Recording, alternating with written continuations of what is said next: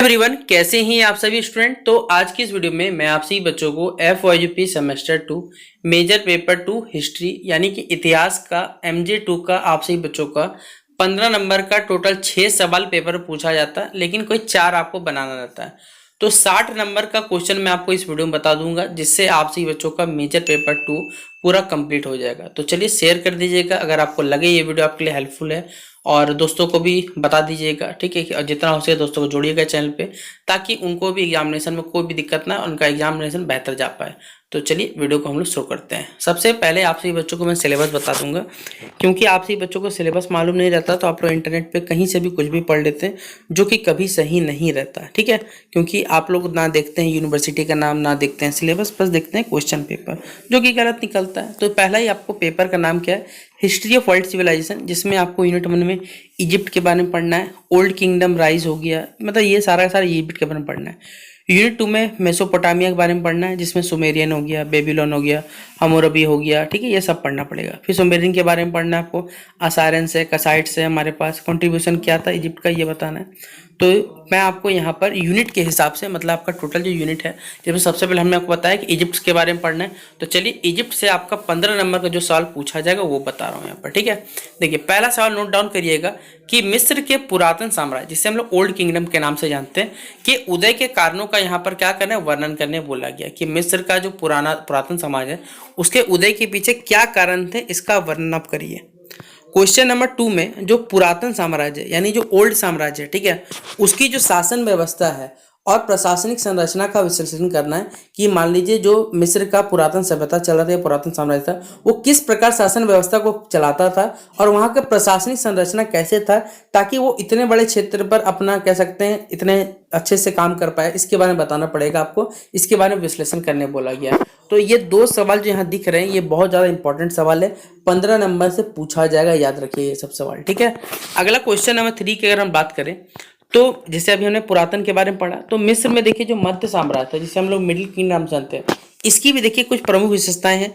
इसका आपको वर्णन करने बोला गया। देखिए एक पुरातन, एक नवीन, एक मध्य वाला, तीनों में से कोई एक तो पेपर में जरूर पूछा जाएगा, लेकिन आपको पढ़ना तो देखिए तीनों ही पड़ेगा, क्योंकि यहाँ से सवाल पेपर में आएगा, 100% श्योर है। तो क्वेश्चन नंबर 3 में जैसे पूछा हुआ है कि मिस्र का जो मध्य साम्राज्य था, मिडिल किंगडम था, उसकी जो प्रमुख विशेषताएं थी उसके बारे में वर्णन करने बोला गया है। अगर हम बात करें क्वेश्चन नंबर 4 में, तो मध्य साम्राज्य के आर्थिक और जो सामाजिक जीवन है उनका आपको वर्णन करने बोला गया कि मध्य साम्राज्य यानी मिडिल जो किंगडम है बेसिकली, उसका आर्थिक, इकोनॉमिक और जो सामाजिक जीवन था, सोशल जो लाइफ था, उसके बारे में वर्णन करने बोला गया। देखिए फिर अगला क्वेश्चन आ गया, नया साम्राज्य यानी जो न्यू किंगडम था उसका उदय कैसे हुआ और उसका विस्तार जो नीति था उसके बारे में आपको वर्णन करने बोला गया। तो इस सवाल को भी देखिए इंपॉर्टेंट रखिएगा। फिर क्वेश्चन नंबर 6 में आप पढ़ सकते हैं कि नए साम्राज्य की जो कला और जो स्थापत्य है उसका विश्लेषण करने बोला गया है क्वेश्चन नंबर 6 में आपको। क्वेश्चन नंबर 7 की अगर हम लोग बात करें, तो प्राचीन जो मिस्र सभ्यता था उसका विश्व को योगदान स्पष्ट करें।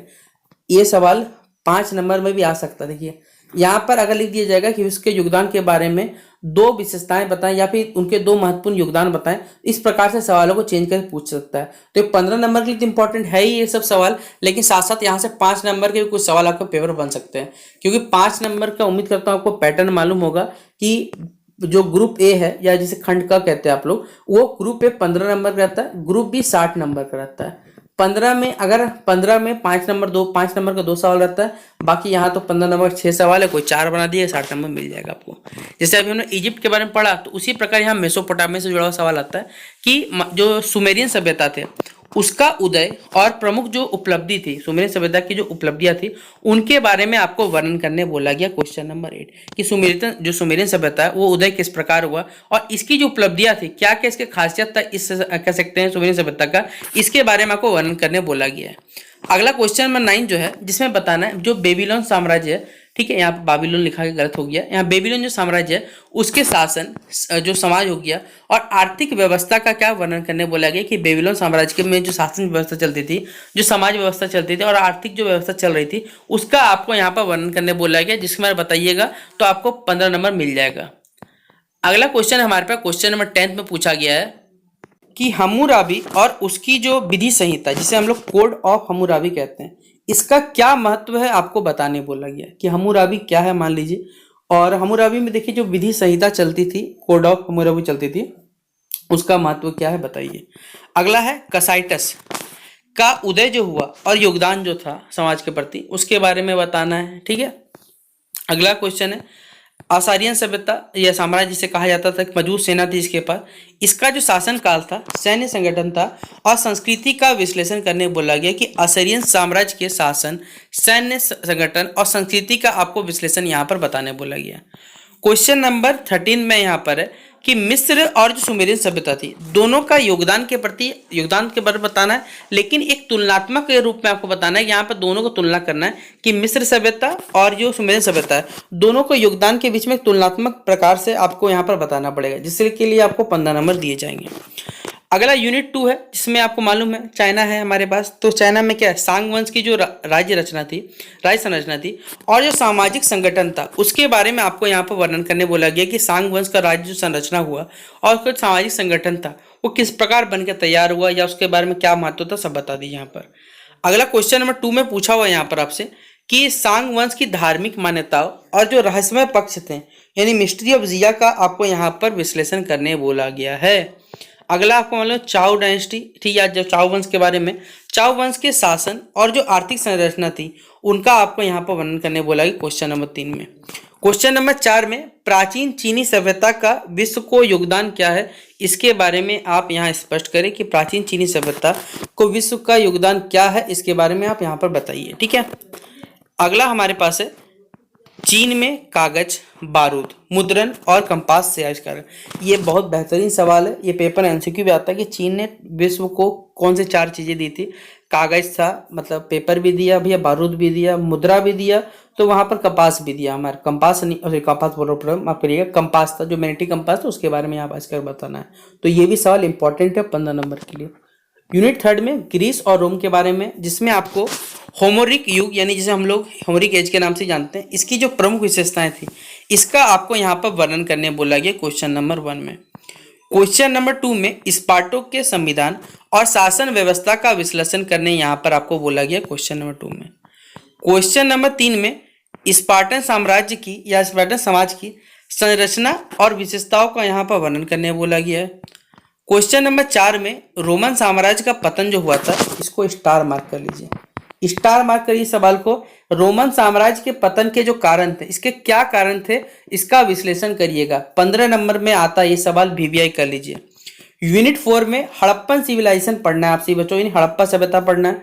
हड़प्पन सभ्यता या हड़प्पा सभ्यता की जो उत्पत्ति हुई और उसका जो विस्तार था, इसका आपको वर्णन करने बोला गया है। तो क्वेश्चन नंबर, ये जो क्वेश्चन है, इससे यहाँ पर 5 नंबर का भी आता है और 15 नंबर का भी सवाल है। मोस्ट वीवीआई सवाल की लिस्ट में इसको आप लोग रख दीजिएगा, इस सब क्वेश्चन को।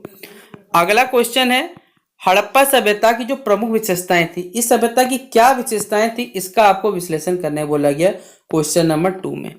हड़प्पा नगर योजना और जो वास्तुकला था वहां का, इसके बारे में आपको यहाँ पर बताने बोला गया कि वास्तुकला का वर्णन करिए आप लोग। क्वेश्चन नंबर 4 में कि हड़प्पा सभ्यता के आर्थिक और जो सामाजिक जीवन है, इनका आपको यहाँ पर वर्णन करने बोला गया। क्वेश्चन नंबर 5 में हड़प्पा सभ्यता, जैसे देखिए रोमन साम्राज्य का पतन, तो उसी प्रकार हड़प्पा सभ्यता का जो पतन थे, इसके कारण के बारे में आपको बताने बोला गया। ठीक है। तो ये था आप सभी बच्चों का मेजर पेपर 2 हिस्ट्री का 15 नंबर का सारे यूनिट का इंपॉर्टेंट क्वेश्चन हमने आपको बता दिया। तो आप सही बच्चों का अब यहाँ पर हमारे चैनल पे 5 नंबर का, 1 नंबर का और बाकी जो भी सब्जेक्ट पढ़ना है वो सब चीज़ प्ले लिस्ट पे अपडेट कर दिया गया। जाके देखिए और एग्जाम की अच्छे से तैयारी करिए। आपके साथ बेस्ट, आपके साथ मैं खड़ा हूँ। आप लोग आराम से एग्जामिनेशन दीजिएगा, कोई दिक्कत नहीं होगा, हर बच्चा अच्छे नंबर से पास हो जाएगा। बेस्ट ऑफ लक आप सभी बच्चों को। मिलते हैं नेक्स्ट वीडियो पे, तब तक के लिए जय हिंद और जय भारत।